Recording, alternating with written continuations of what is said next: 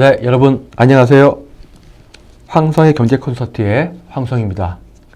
여러분 오래간만에 찾아뵙습니다. 오늘 주제는 환율에 특히 엔화에 좀 관심이 있으신 분들에게는 아마 유용한 팁이 되지 않을까 생각하는데요. 최근에 엔화의 변동성이 상당히 커지고 있습니다. 우리가 엔화의 변동성과 방향성을 이해하려면 사실 일본은행의 통화정책에 대한 이해가 무엇보다 중요합니다. 왜냐하면 그 일본의 통화정책에 따라서 엔화 환율도 상당히 변동성이 커지기 때문이죠. 그래서 오늘은 일본의 최근 통화정책에 대한 내용이 무엇인지, 그리고 이게 어떤 의미를 갖고 있는지, 이런 것들에 대해서 자세하게 좀 설명을 제가 드리려고 합니다. 그래서 우선 일본은행의 통화정책에 대한 그 최근에 전환이 있었었는데요. 금년 초부터 일본 은행 총재 우에다 총재가 그 지금까지의 초완화적 통화정책을 전환하겠다라고 계속 이렇게 군부를 띄웠었습니다. 일본은행에서의 정책은 요겁니다.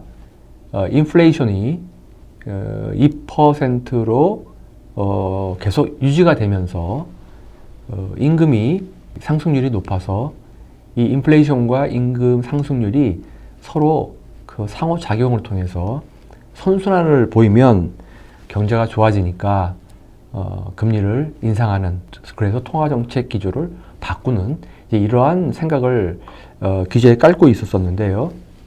일본은행이 드디어 금년 3월 19일 날 2007년 이후로 처음으로 이제 통화정책 기조를 바꿨습니다. 나름대로 굉장히 의미 있는 날이고요. 그 중앙은행 통화정책 역사상으로도 굉장히 그 의미 있는 날이기도 합니다. 일본은행의 통화정책이 이렇게 이제 변경이 되었는데요. 그 주요 내용을 조금 살펴보도록 하겠습니다. 크게 그 내용은 세 가지인데요. 정책금리를 이제 인상을 했습니다. 그동안에는 마이너스 0.1%로 운영을 했었었는데요.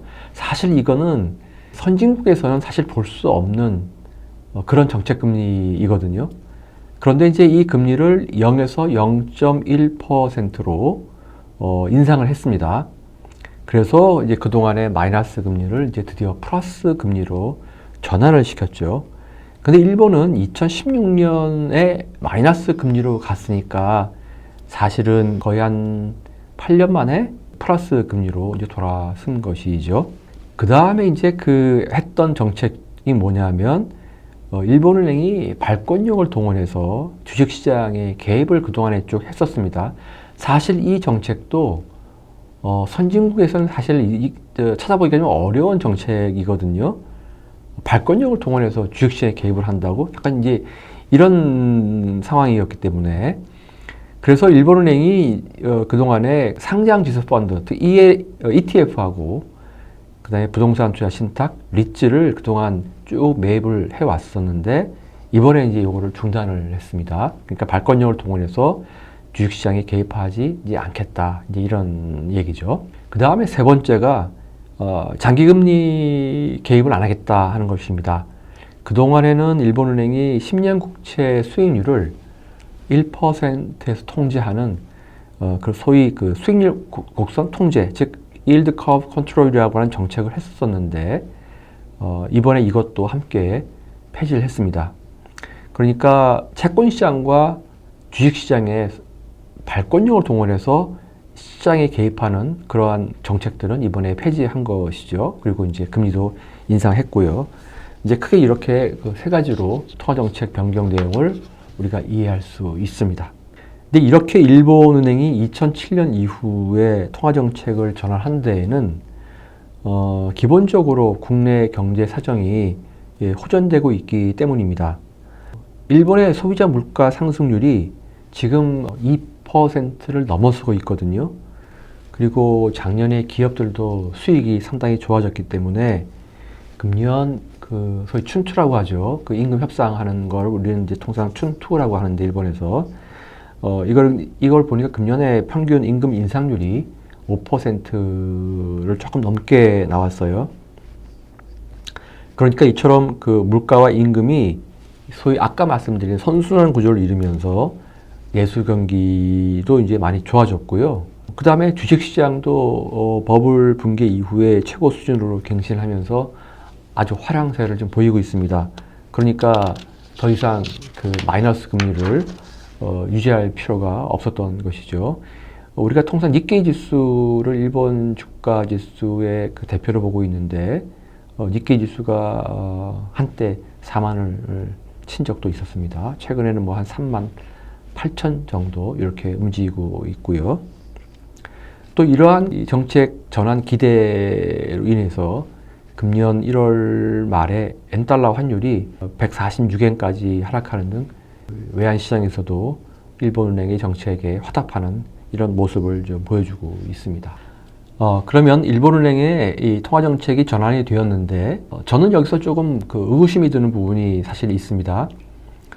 이번에 일본은행이 통화정책을 전환을 한 과정에서 원래 초완화적 통화정책의 사실 핵심은 마이너스 금리로 운영을 하는 것도 있지만은 일본은행이 국채를 계속 매입해 온 게 굉장히 핵심이거든요. 미국도 양적 완화 정책을 할 때 연준이 그 국채를 매입을 많이 하고 있잖아요. MBS도 매입을 많이 하고 있고 이제 이런 것들이 이제 핵심인데 이번에 일본은행이 그 통화 정책을 전환하는 과정에서 이렇게 초완화적 통화 정책의 핵심으로 운영이 되어 왔던 국채 매입 정책은 사실 그대로 운영을 하고 유지를 하고 있는 걸로 발표를 했어요. 보통 다른 나라 중앙은행, 특히 미국의 경우에 통화 정책이 그 완화에서 긴축으로 전환이 되면은 통상 금리를 인상을 하고요. 그 다음에 이 국채 매입을 줄이거나 또는 중단하거나 이제 그렇게 합니다. 그렇게 하고 갖고 있는 보유 국채의 경우에는 만기가 들어오면 그거를 재투자를 하지 않는 방식으로 중앙은행의 그 밸런스를 줄이는, 소위 우리는 이걸 양적 긴축이라고 하죠. 이렇게 보통 정책을 전환하는 게 정상인데 일본은행은 이렇게 유동성 공급을 하는 핵심적 수단인 국채 매입은 이번에 중단하지 않았어요. 저는 여기서 굉장히 의구심을 갖고 있는데 왜 그런지 좀 설명을 제가 드리도록 하겠습니다. 첫째로 일본은 20년 넘게 초완화적인 통화 정책을 너무나 오랫동안 지속해 왔기 때문에 사실 이 정책을 변경하는 데 있어서의 부작용이 상당히 우려될 수 있습니다. 왜냐하면 경제 주체들이요, 그동안에 이 초완화적 통화 정책에 너무너무 익숙해져 있어요. 그렇게 하다 보니까 통화 정책 방향을 전환했을 때 장기 금리가 상승하는 등 금융시장이 어떻게 반응할지 예기치 못할 상황이 발생할 수 있기 때문에 사실 그런 혼란에 좀 대비를 해야 된다는 측면도 있습니다. 제가 얘기 듣기로는 최근에 이제 그 일본 은행이 아까 말씀드린 대로 금리를 좀 올렸잖아요. 그러니까 그동안에 20년 넘게 이렇게 거의 제로 금리로 운영하다 보니까 이 일본 사람들이요, 예금을 하면은 거기서 이자가 나온다는 사실을 모르고 있습니다. 왜? 그동안 거의 제로금리였기 때문에 이자를 받아본 적이 없거든요. 그냥 약간의 수수료 정도의 돈만 나왔을 뿐이지. 그런데 예금을 하니까 이자가 나오는구나, 이러한 생각을 가질 정도로 너무나 그 초완화적인 통화 정책에 너무나 익숙해져 있는 것이죠. 더군다나 아까 말씀드린 대로 이 장기 금리를 통제하는 수익률 곡선 통제도 지금 폐지를 했기 때문에 사실 일본 입장에서 보면은 국채 매입은 금융시장을 받치는 중요한 안전판 역할을 사실 하고 있다. 그런 부분도 일본은행이 염두에 두지 않았을까 이렇게 생각을 합니다. 둘째로 일본은행은 그 일본 정부가 발행한 국채를 지금 굉장히 많이 갖고 있는데요. 이런 상황에서 금리를 올릴 경우에 또는 시장이 불안해질 경우에 그 대규모 적자가 나올 가능성이 큽니다. 현재 일본은행은 그 일본 국채 발행 잔액의 50% 이상 갖고 있는데요. 일본 국채 발행 잔액이 1105조 엔쯤 됩니다. 그런데 이 중에서 한 590조 엔을 지금 일본은행이 갖고 있습니다. 그래서 그 일본은행이 갖고 있는 국채의 듀레이션을 제가 정확히 알 수는 없지만 한 3년 정도로 우리가 가정을 해 본다면은 시장금리가 1% 상승할 때 약 한 18조 엔, 그러니까 우리 원화로 한 150조 정도의 평가 손실이 발생할 수 있습니다. 이렇게 대규모로 중앙은행의 적자가 발생을 하게 되면은 사실 통화정책의 신뢰성과 독립성에 상당한 그 문제가 생길 수 있거든요. 원래 그 중앙은행은 적자가 날 수 없는 구조입니다.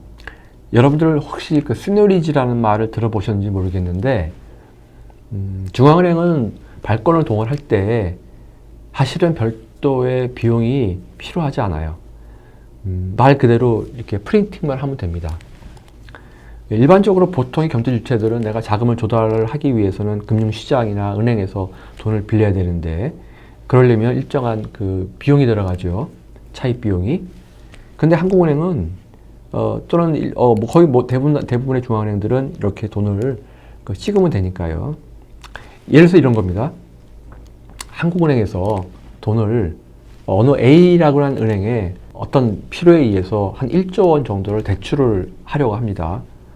그러면 이 1조 원이라는 돈을 대출을 하려면은 거긴 당연히 어떤 중요한 의사결정이 들어가겠지만 그 의사결정이 확정되고 나면은 이 돈을 찍어내는 것은요, 그냥 한국은행에 개설되어 있는 A은행의 당좌예금에다가 그냥 1조 원이라고 하는 것을 키입만 해주면 끝입니다. 여기에 무슨 비용이 들어갈까요? 그렇죠? 그런데 A은행은 대신에 한국은행에다가는 대출 이자를 줘야 됩니다. 예를 들어서 지금 한국은행 기준금리가 3.5%니까 적어도 3.5% 이상의 금리를 한국은행에 이자로 지급을 해야 됩니다. 그러니까 한국은행은 조달하는 금리는 거의 제로인데 운영을 해서 걷어들이는 그 이자는 3.5% 이상이 될 테니까 그 마진이 그대로 그 수익이 생기는 것이거든요. 그렇기 때문에 거의 모든 중앙은행들은 이렇게 그 적자가 날 수 없는 구조입니다. 그런데 지금 일본은행의 경우에는 보유국채가 너무 많다 보니까 결국은 이 시장 금리 위험이 너무 커지고 있는 상태죠. 이제 최근에 보니까 그 ETF하고 리츠에서는 사실 이 가격이 많이 올랐기 때문에 여기서는 또 평가 이익이 많이 생긴 걸로 또 알려져 있어요. 그래서 그거를 합치면은 어떻게 될지 잘 모르겠는데 어쨌든 현재 일본은행이 갖고 있는 국채만 보면 이렇게 대규모의 적자가 날 가능성이 크다. 이렇게 말씀을 제가 드리겠습니다. 세 번째는 일본 정부의 그 재정이 사실은 되게 취약합니다. 그래서 일본은행이 이 일본 정부의 재정을 사실은 지지해줘야 될 필요가 있습니다. 어느 나라든지 통화정책을 할 때 자기 나라들의 재정을 내가 지원하기 위해서, 지지하기 위해서 통화정책을 한다는 말은 일체 쓰지 않습니다. 어느 나라 중앙은행도요. 왜냐하면 그거는 꼭 재정의 화폐화가 되기 때문에 절대 쓰지 않습니다. 그러나 또 어느 나라 중앙은행들이 정부의 재정 상황을 또 무시하고 통화정책을 하는 나라는 또 없습니다. 그렇기 때문에 우리가 재정을 잘 들여다봐야 그 통화정책에 대한 이해도 함께 할 수 있는 것인데, 특히 일본의 경우에는 이 부분이 더욱더 지금 중요한 문제이기 때문에 더 저희가 자세히 들여다봐야 되는데, 이제 그러려면 일본의 예산 구조를 먼저 살펴볼 필요가 있겠습니다. 일본 재무성이 발표한 일본 정부의 그 금년 예산을 좀 보겠습니다. 2024년 그 세출 예산이 지금 일본이 112조 6천엔 정도 되는데요. 이 중에서 그 사회보장 예산이 37.7조 엔으로 제일 큰 비중을 차지하고 있습니다. 한 33%를 차지하고 있는데요. 지금 일본도 뭐 저희 나라도 마찬가지지만 일본은 지금 초고령 사회에 이미 가 있기 때문에 이런 그 복지 예산 관련된 예산이 상당히 커지고 있죠. 그 다음에 이제 그 국채 원리금 상환용 예산이 약 27조 엔쯤 됩니다. 그래서 전체 예산의 한 24%를 차지하고 있는데요. 이건 뭐냐면 국채가 이제 만기가 돌아오거나 또 이자를 지급해야 된다면 당연히 그 지급해야 될 원금과 이자를 지급해야 될 돈이 필요하겠죠. 그러면 그 부분은 예산에 반영이 돼야 되는데 바로 그게 그 국채 원리금 상환용 예산인 것입니다. 굉장히 많죠. 지금 전체 예산의 한 4분의 1 정도가 지금 일본은 국채 원리금 상환용 예산으로 잡혀 있는 것입니다.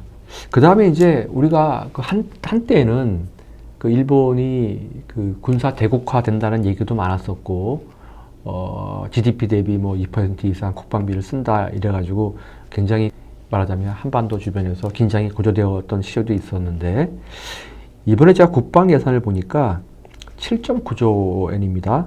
그럼 전체 예산에서 한 7%를 차지하고 있는데, 국채 원리금 상환용 그 이자의 한 3분의 1 수준밖에 좀 안 되는 그런 아주 상당히 상대적으로 적은 규모라고 볼 수 있는 것이죠.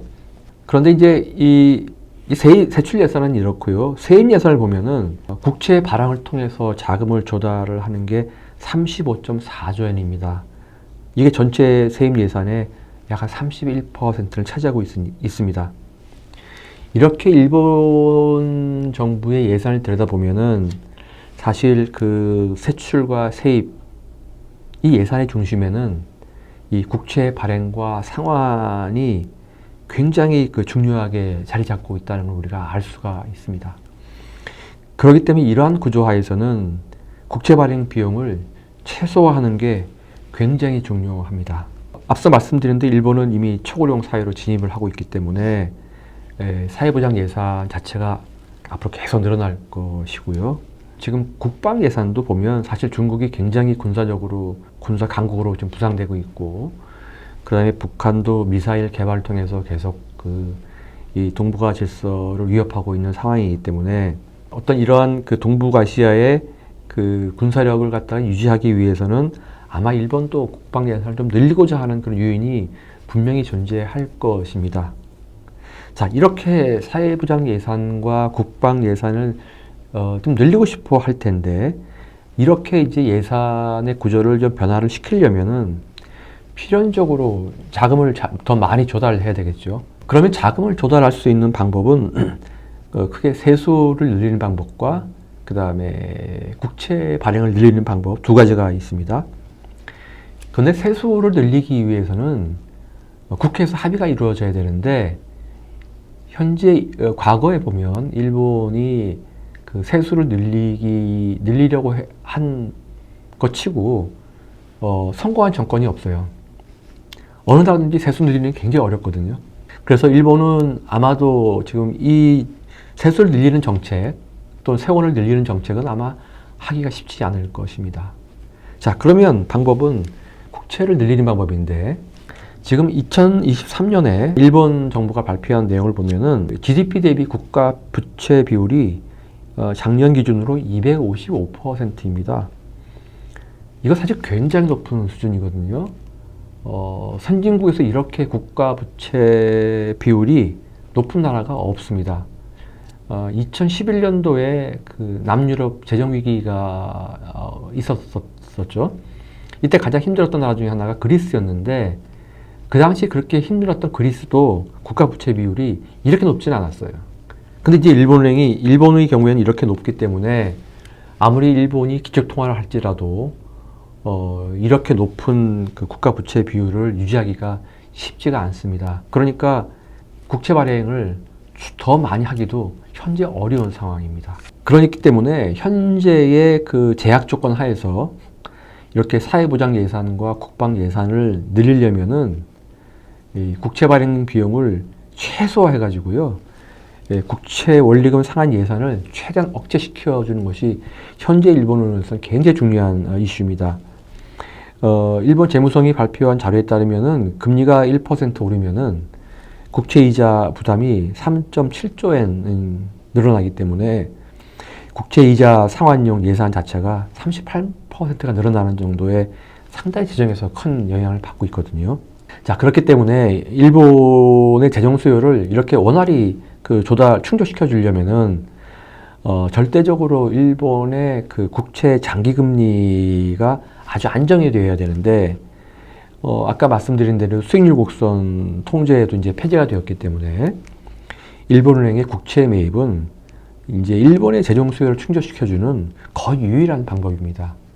그러니까 이러한 세 가지 요인 때문에 사실상 했어야 될 그런 정책들을 하지 못하고 여전히 국채 매입을 동일한 규모로 지금 하고 있고 또 앞으로도 하려고 이렇게 하고 있습니다. 이게 좀 일반적인 그 통화정책과는 약간 차이가 있다 이렇게 말씀을 드리겠습니다.